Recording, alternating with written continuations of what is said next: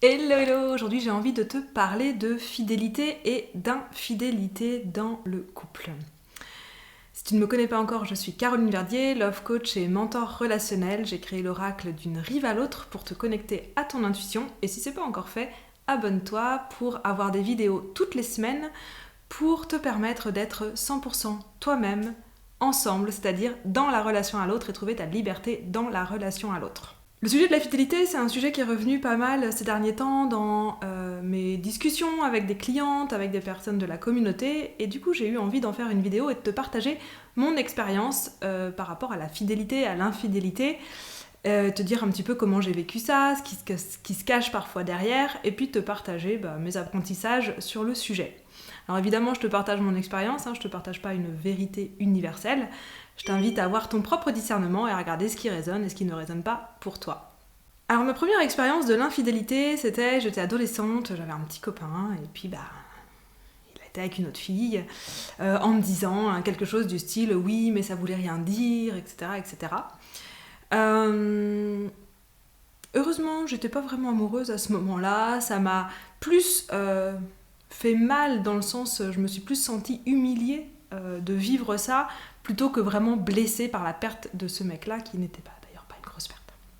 Et en fait, ce que je me suis rendu compte vraiment, cette première expérience qu'elle m'a vraiment appris, en tout cas mis en lumière, c'est que la fidélité, c'est quelque chose que, en tout cas moi, j'attendais comme étant quelque chose de base en fait de la relation, quelque chose de...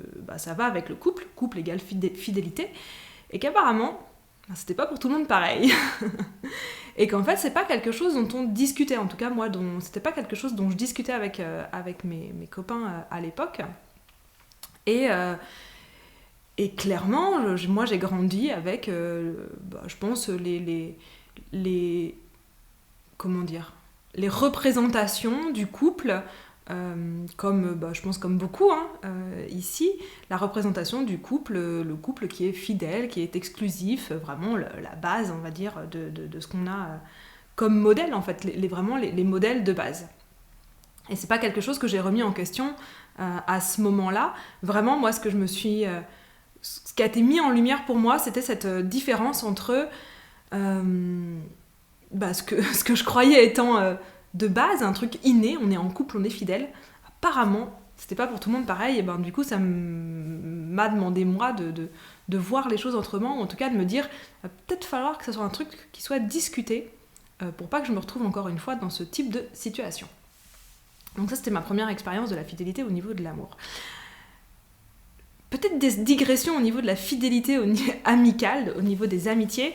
Moi, j'avais une meilleure copine quand j'étais au collège, et c'était ma meilleure copine. Et je me souviens quand on est passé après au lycée, donc à peu près dans les mêmes âges, que j'ai commencé à avoir d'autres amis, qu'elle a commencé à avoir d'autres amis également.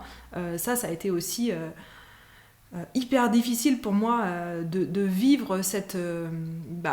limite ce que j'ai vécu comme une infidélité, et alors là vraiment où ça m'a touchée au niveau du cœur, c'était pas de l'humiliation parce que je l'ai pas vécu comme ça, mais plus vraiment où je me suis sentie vraiment blessée, rejetée, de plus être sa personne en fait, de plus être la personne importante, la personne, donc genre la seule importante dans sa vie, et ça a été quelque chose de très fort à dépasser en fait au niveau amical. Donc fidélité, infidélité, amour, amitié, je pense qu'il il peut y avoir un peu on peut le vivre à des endroits, dans des espaces différents dans notre vie. En tout cas, moi, c'est mon expérience.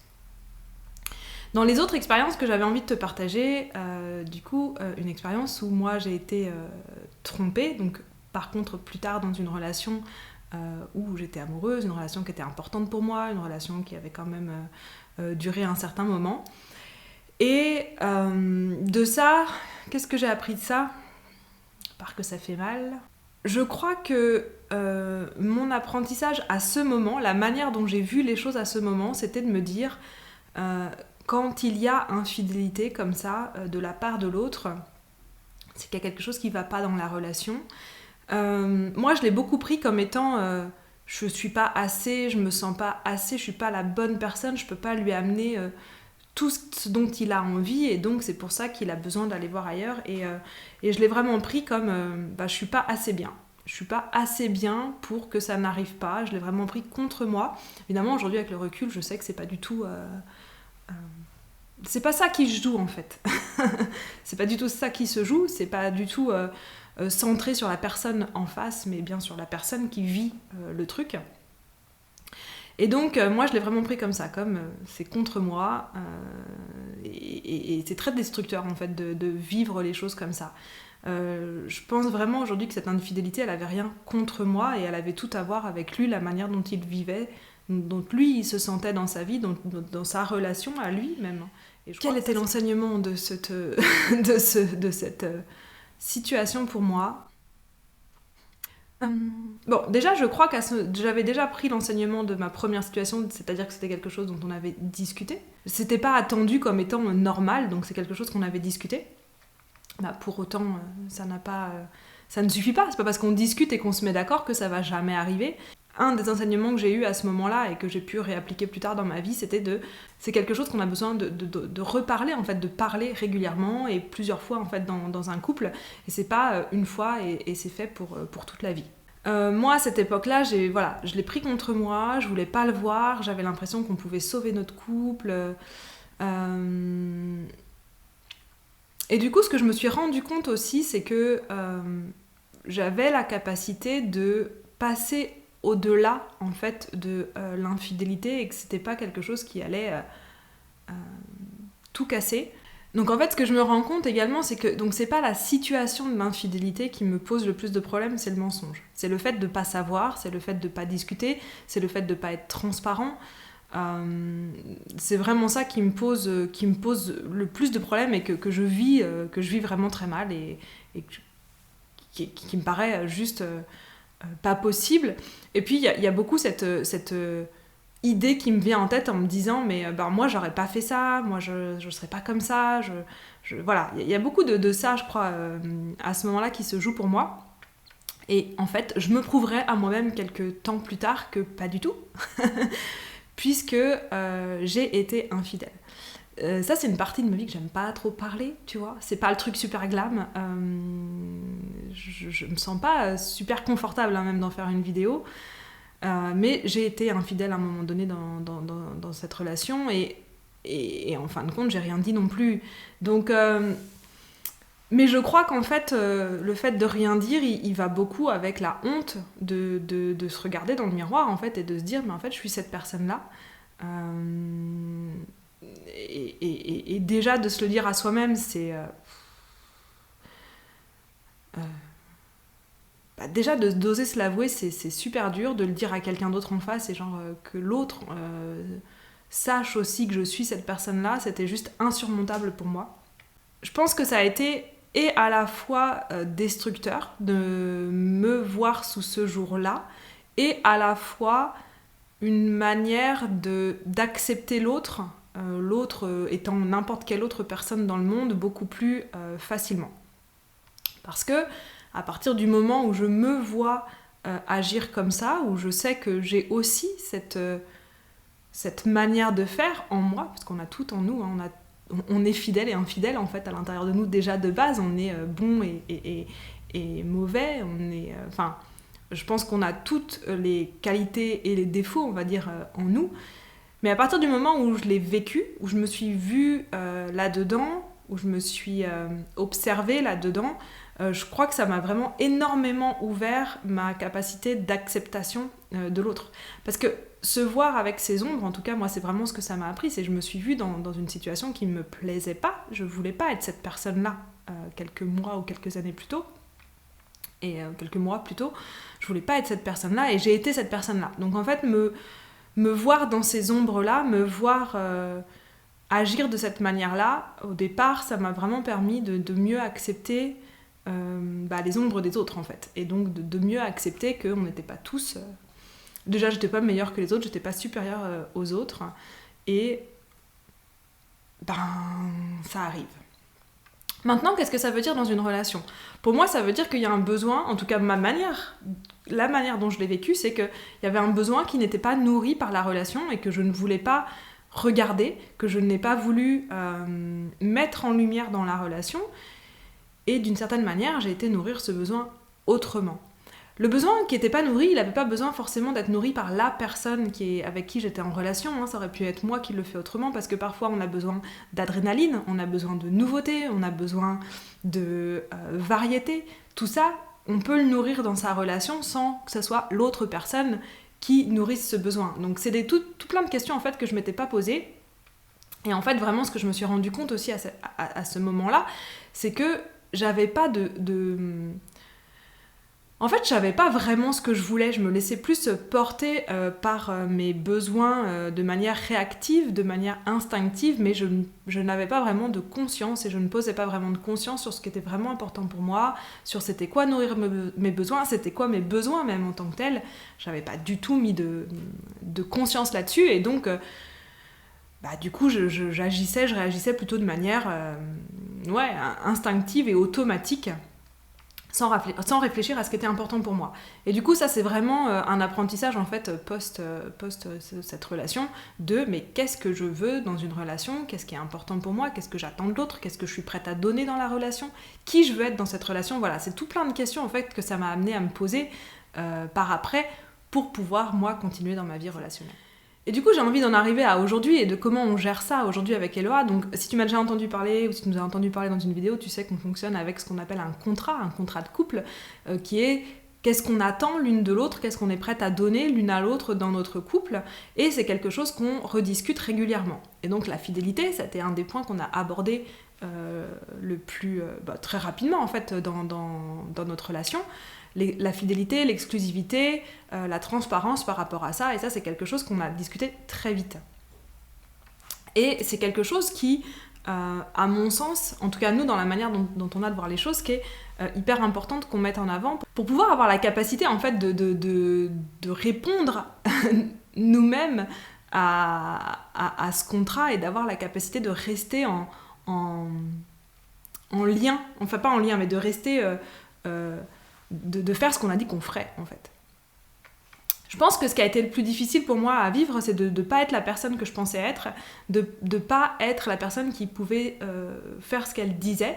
Et du coup, c'est vraiment de là aussi qu'est née cette envie avec Eloa d'avoir ces moments de discussion réguliers sur des sujets comme ça, et dès le départ de se dire c'est des sujets sur lesquels on va rediscuter. On s'engage pas pour les 80 prochaines années sur un sujet sans jamais en reparler parce que juste c'est pas possible en fait.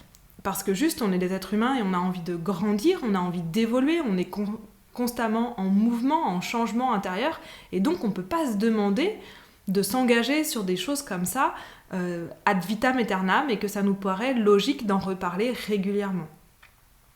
Donc dès le départ, notre contrat avec Eloa, c'était fidélité et exclusivité, et c'est quelque chose qui est toujours valable aujourd'hui, et on voit dans nos discussions comment on a une capacité à voir les choses autrement, à mieux appréhender ce sujet, à même se dire mais est-ce que ce sera vraiment comme ça toute notre vie ?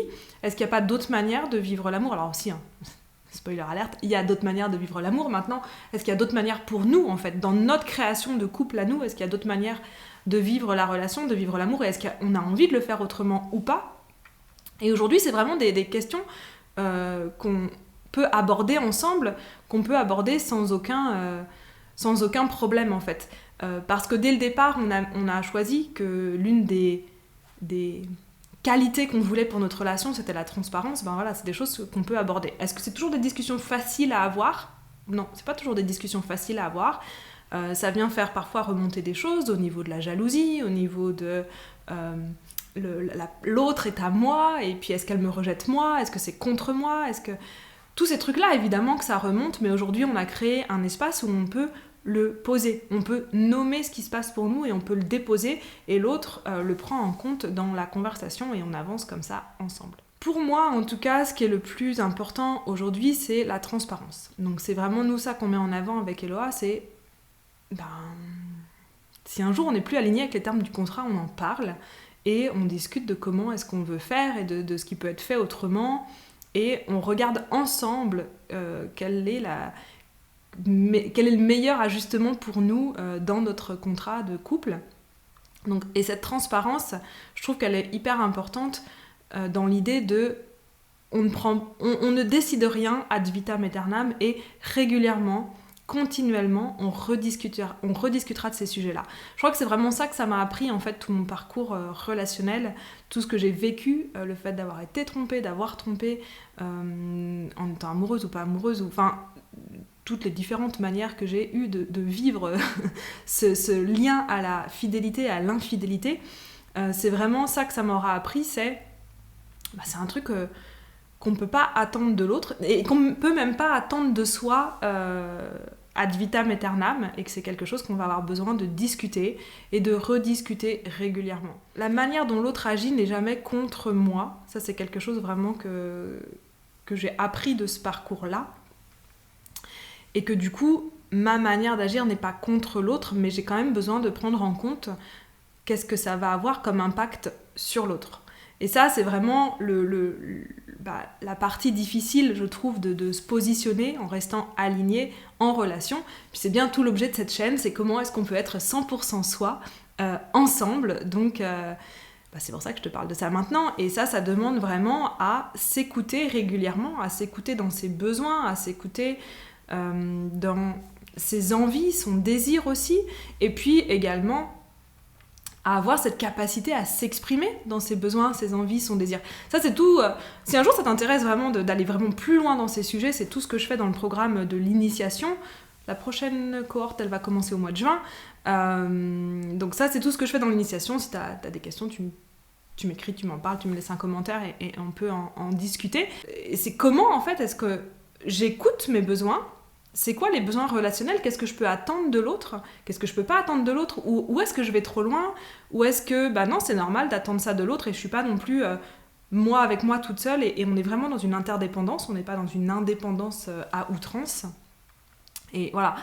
Du coup, je me dis quand même que tout ce parcours que j'ai vécu avec, franchement, des moments difficiles à certains moments, je vais pas le cacher, que il y a eu des moments très difficiles pour moi à vivre sur ce parcours-là, mais tout ce parcours-là, en fait, il m'a amené à aujourd'hui avoir cette capacité d'ouverture, de transparence et de rediscuter régulièrement. Je crois que c'est vraiment ça le plus important. C'est des sujets qui ont besoin d'être ouverts dans une relation et c'est des sujets qui ont besoin d'être rediscutés régulièrement et on ne peut pas attendre, ni de l'autre, ni de nous-mêmes, qu'on prenne ce genre de décision et qu'on pose ce genre de décision ad vitam aeternam. Donc c'est vraiment ça que j'avais envie de te partager. Si t'es pas encore abonné à la chaîne, abonne-toi, il y aura des vidéos toutes les semaines pour te permettre d'être 100% toi-même en relation. Et moi je te dis à très vite. Salut!